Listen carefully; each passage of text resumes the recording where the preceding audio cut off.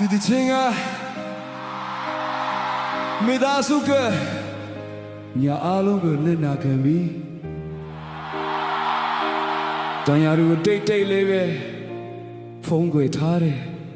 အဖေတွေတွေ့ပါ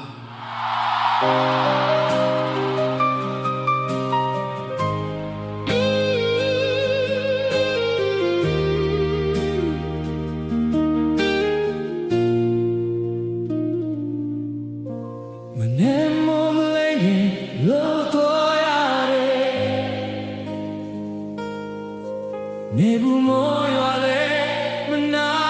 ရဲ့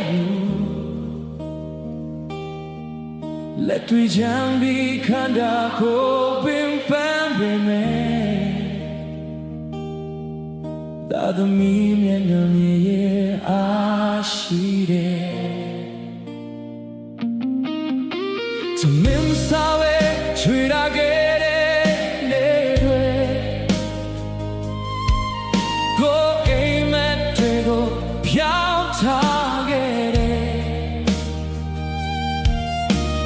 သာသမီနာကြလာပါဖို့တွေ့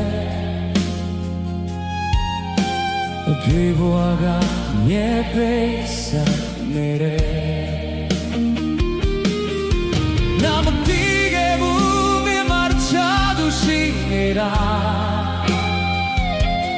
ဝေမျိုးမမီနာစုထွေရော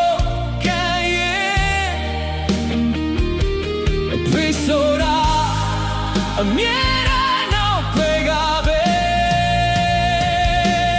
ဖေးဆိုတာမြတ်ရေကိုမပြတဲ့လူကြီးအောင်နှလုံးသား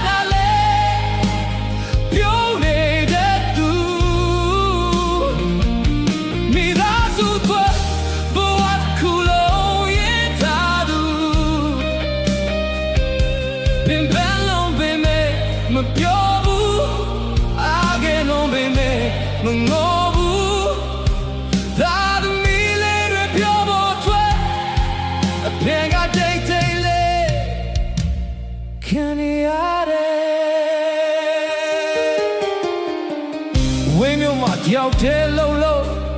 အိမ်ကိုလွှမ်းရင်ညတိုင်းအိမ်မပြောဖိုးတွေကပါသမီတန်ကြတိုင်းအဖေ